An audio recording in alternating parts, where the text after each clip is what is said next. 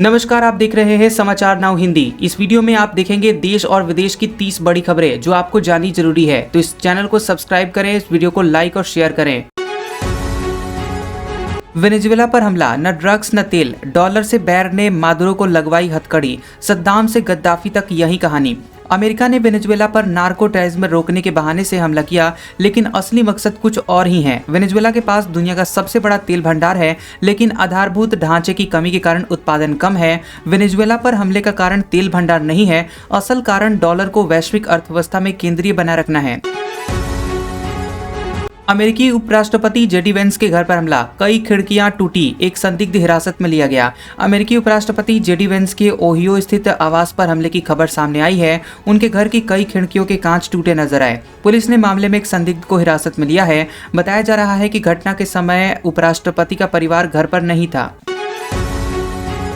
रेहान अबीबा के साथ माता खीर भवानी का दर्शन करेंगी प्रियंका गांधी, कश्मीरी पंडितों के लिए खास है यह मंदिर। प्रियंका गांधी अपने बेटे और मंगेतर के साथ माता खीर भवानी मंदिर दर्शन के लिए जाएंगी। प्रियंका गांधी परिवार के इस दौरे को कश्मीरी जड़ों से जुड़ाव और आशीर्वाद लेने की नई शुरुआत माना जा रहा है। रेहान वाड्रा ने अपनी बचपन की दोस्त अबीबा बेग के साथ सगाई की है और इसे सोशल मीडिया पर सार्वजनिक किया है।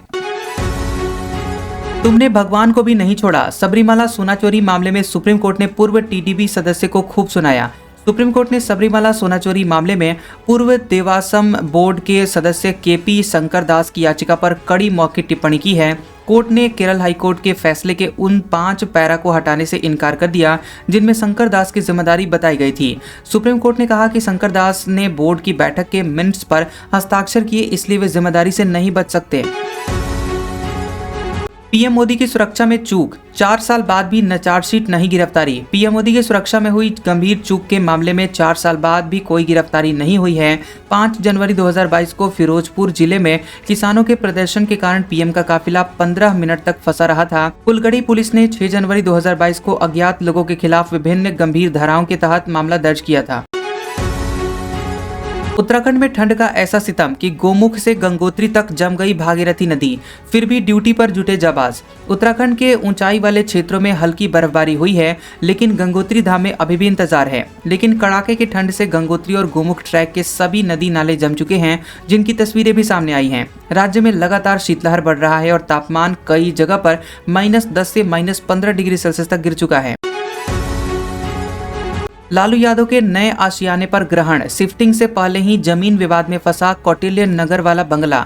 बता दें कि बिहार के कौटिल्य नगर में लालू प्रसाद यादव के नए निजी आवास की जमीन की वैधता पर सवाल उठाए गए हैं। सामाजिक कार्यकर्ता गुड्डू बाबा ने उप मुख्यमंत्री विजय कुमार सिन्हा को जमीन की जांच के लिए पत्र लिखा है। कौटिल्य नगर की जमीन वेटरनरी कॉलेज से संबंधित है और जमीन आवंटन में नियमों की अनदेखी की गई थी।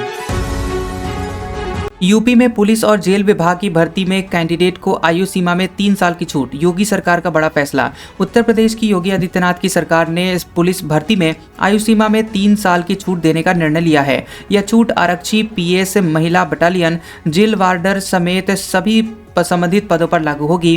कुल 32,659 पदों पर भर्ती प्रक्रिया के लिए छूट सीमा दी गई है। अब तो यही जिंदगी है, बेल ना मिलने पर उमर खालिद ने दोस्त बनो ज्योत्सना लाहिड़ी से जान लीजिए क्या कहा। सुप्रीम कोर्ट ने 2020 दिल्ली दंगा मामले में उमर खालिद की जमानत याचिका खारिज कर दी है। उमर खालिद पर दिल्ली दंगों की साजिश रचने का आरोप है और उनके खिलाफ यूएपीए के तहत मामला दर्ज है। अदालत ने सभी आरोपियों की भूमिका अलग अलग बताई है और कुछ आरोपियों को जमानत दे दी है। -3 डिग्री सेल्सियस तापमान और भूखे पेट पर सवाल, ईरान में काम खोजने पैदल जाते अफगान बच्चे ठंड में मर रहे हैं। 15 वर्षीय हबीबुल्लाह पश्चिमी अफगानिस्तान से ईरान काम की तलाश में गया था, लेकिन ठंड की वजह से उसकी जान चली गई। हबीबुल्लाह उन 18 अफगानिस्तानियों में से एक था जिनकी पिछले महीने ईरान में अवैध प्रवेश करने की कोशिश करते समय जान गई है। ईरान पाकिस्तान ने करीब 50 लाख अफगानों को अफगानिस्तान वापस भेज दिया है, जिससे देश में बेरोजगारी बढ़ी है।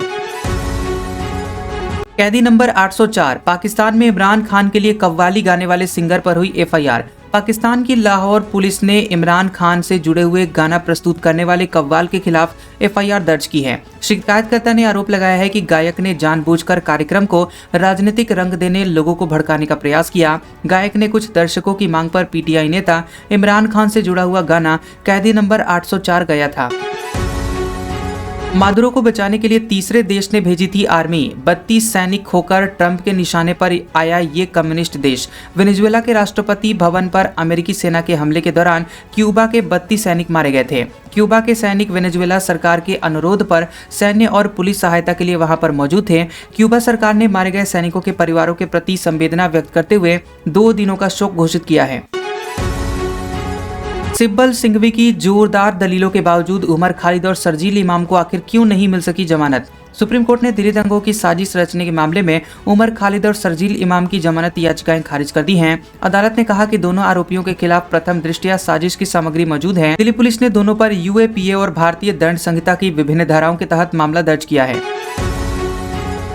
दिल्ली दंगों के मामले में आखिर किन 5 आरोपियों को सुप्रीम कोर्ट ने दी है जमानत। सुप्रीम कोर्ट ने दिल्ली दंगों के मामले में 5 आरोपियों को जमानत दी है, जबकि शर्जील इमाम और उमर खालिद को जमानत नहीं है। कोर्ट ने यूएपीए जैसे कठोर कानूनों में ट्रायल देरी को गंभीर समस्या बताया और अनुच्छेद 21 का महत्व रेखांकित किया है। कोर्ट ने कहा कि जमानत आवेदन पर न्यायिक जांच आवश्यक है और ट्रायल से पहले की कैद को सजा नहीं माना जाना चाहिए।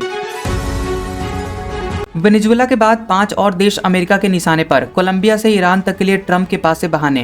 बता दें कि अमेरिका ने वेनेजुएला के राष्ट्रपति निकोलस मादुरो और उनकी पत्नी को पकड़कर कानूनी कार्रवाई शुरू की। ट्रंप ने कोलंबिया को ड्रग तस्करी का दोषी बताते हुए अमेरिकी सेना के हस्तक्षेप की संभावना व्यक्त की है और मैक्सिको पर ड्रग तस्करी और अवैध प्रवासियों के मामले में सुधार का दबाव डालते हुए सैन्य विकल्प की बात कही गई है।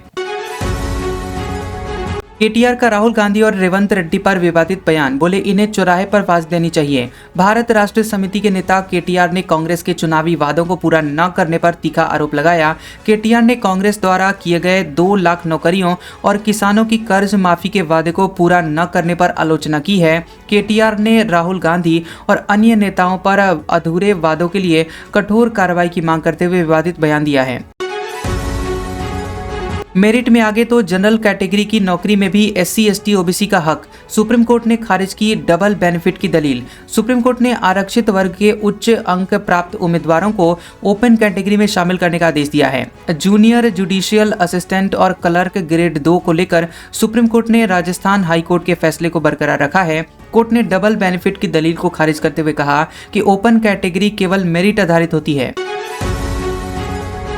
हवा से लेकर जमीन तक मौसम की मार। 69 ट्रेनें लेट, उड़ानों पर भी असर। एयरलाइन ने जारी किया कस्टमर सपोर्ट नंबर। उत्तर भारत में घने कोहरे और कम विजिबिलिटी के कारण रेल और हवाई सेवाएं प्रभावित हो रही हैं। खराब मौसम के चलते रेलवे ने 69 ट्रेनों की देरी और 3 ट्रेनों का डाइवर्जन किया है। यात्रियों को रेलवे की आधिकारिक वेबसाइट और ऐप से अपनी ट्रेन की स्थिति जांचने की सलाह दी गई है। डोनाल्ड ट्रंप बोले मोदी बहुत अच्छे व्यक्ति हैं, लेकिन साथ में दे दी टैरिफ वाली चेतावनी। यूएस राष्ट्रपति डोनाल्ड ट्रंप ने कहा कि यदि भारत रूसी तेल का आयात जारी रखता है तो अमेरिका टैरिफ बढ़ा सकता है। ट्रंप ने प्रधानमंत्री नरेंद्र मोदी को एक बहुत अच्छा व्यक्ति बताया। ट्रंप की यह चेतावनी उस समय आई है जब भारत और अमेरिका के बीच रूस से ऊर्जा खरीद को लेकर जांच बढ़ रही है। आस्था, साहस और सभ्यता की इमारत। सोमनाथ के 1000 साल पर पीएम मोदी का ब्लॉग। सोमनाथ मंदिर गुजरात में स्थित है और 12 ज्योतिर्लिंगों में सबसे पहले इसका उल्लेख होता है। जनवरी 1026 में महमूद गजनवी ने सोमनाथ मंदिर पर आक्रमण कर इसे पूरी तरह ध्वस्त कर दिया था। मंदिर का वर्तमान स्वरूप 1951 में पुनर्निर्मित हुआ और इसके पुनर्निर्माण के 75 वर्ष 2026 में पूरे हो रहे हैं। बेंगलुरु के सिनेमा में लेडीज टॉयलेट में कैमरा मिलने से हड़कंप। रंगे हाथों पकड़े गए आरोपी की जमकर हुई पिटाई। बेंगलुरु के संध्या थिएटर के लेडीज टॉयलेट में कैमरा लगाया पाया गया, जिसे महिलाओं ने देख लिया। महिलाओं ने वॉशरूम में कैमरा देखकर तुरंत पुलिस और लोगों को सूचना दी, जिससे आरोपी को पकड़ लिया गया। आरोपी को लोगों ने मौके पर पकड़कर उसकी पिटाई की और बाद में पुलिस को सौंप दिया गया। सिंधु जल संधि पर फिर रोया पाकिस्तान। कहा पानी रोकने का कोई कानूनी अधिकार नहीं। भारत ने पहलगाम अटैक के बाद सिंधु जल संधि को स्थगित किया था और पाकिस्तान इस पर बार बार रो रहा है। पाकिस्तान का कहना है कि भारत के पास सिंधु जल संधि के स्थगन का कोई अंतर्राष्ट्रीय कानूनी आधार नहीं है। भारत ने हाल ही में चिनाब नदी पर दुलहस्ती चरण 2 विद्युत परियोजना को मंजूरी दी है, जिसे पाकिस्तान बौखलाया हुआ है।